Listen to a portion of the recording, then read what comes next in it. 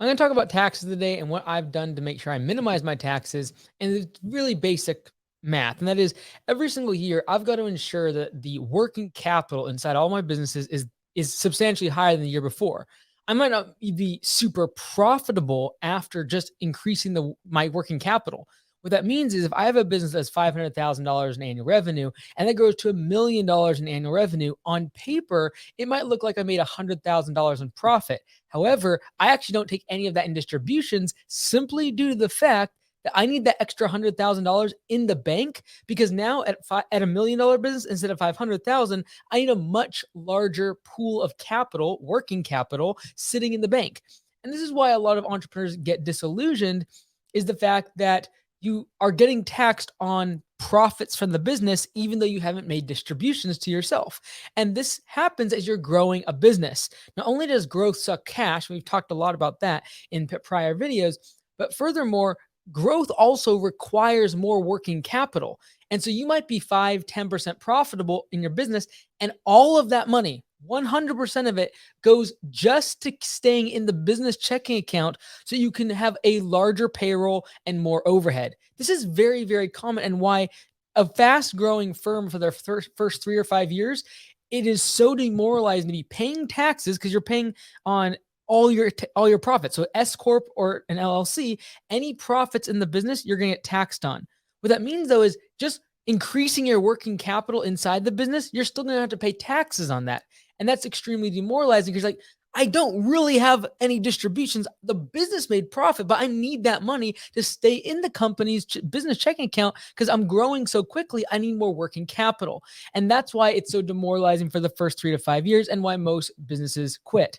Now, what I've looked at when it comes to taxes, this is how I've always looked at it, is I'm going to grow my businesses as fast as I possibly can without having to take out debt, without having to get investors. And I'm going to run my businesses on a pretty thin profit margin in order to be able to do that. I'm going to spend a lot on research and development, a lot on hiring, a lot on retaining people and profit sharing and a lot of those things. And I've made that decision simply due to the fact that if I don't spend that money, I'm going to have to spend 50+% of that on taxes.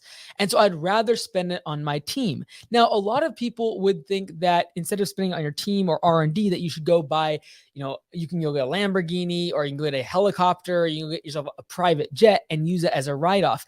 In my opinion, those things should only be used for a tax write-off if you don't have any other way to deploy that capital in a meaningful way in the business that could lead to a better outcome in the future. Because I can guarantee you one thing, in 5 years, that $5 million you spend on your private jet, it's not going to be worth $5 million. It's going to be worth less.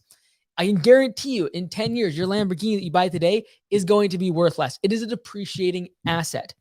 And people will buy those. They'll take a Section 179, take all of that cost as an expense for their business in this year and write it off. And that's fine. But I can guarantee you that if I spend that same money today on development, creating software, getting more things for my business that will increase the potential income of my business, I guarantee you I'll be able to outperform in the next 10 years against an asset like a Lamborghini or a private jet. And that's why a lot of times when people say that they do these things for tax purposes, it's not telling me that they're smart with taxes, although that is something I have to register. Like they're obviously saving 50%. It is a 3D chess move. But the 4D chess move is to realize that person is spending on a depreciating asset that is not going to be a productive asset and bring in more revenue or bring in any strategic alliances with the businesses.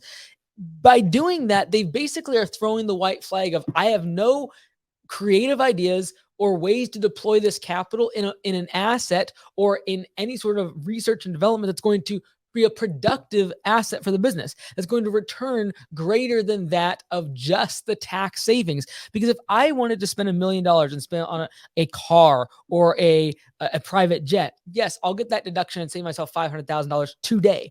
But if I can take that same $1 million, go and hire 10 developers and be able to create software that potentially creates a $200,000-$300,000 per year revenue stream, I can then just take the revenue stream and go rent that private chartered plane or rent or lease that Lamborghini.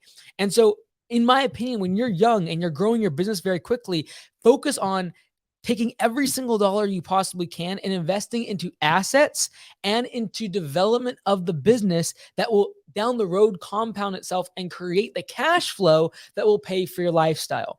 And so a lot of people will look at this when it comes to real estate and think about cash flow and passive income in terms of buying apartment buildings and buying these type of assets like Airbnbs or apartment buildings or offices and retail buildings. And I look at that as an investment style. I look at it as a small business owner that if I can invest into the assets, the equipment, the people inside my businesses, that over the course of time, they'll have an extremely high rate of return and a whole lot better than 10, 15% than I might get in real estate or in the stock market.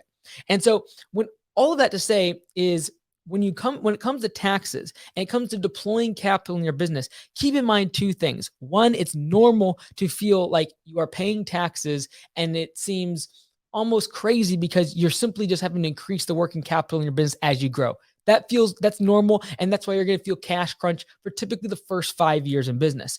The next thing is that when it comes to actually having a lot of money that you need to save and shelter from taxes, do not spend it on frivolous things for the sake of taxes unless you cannot come up with a better idea that over the course of time will produce much better returns and will appreciate in value.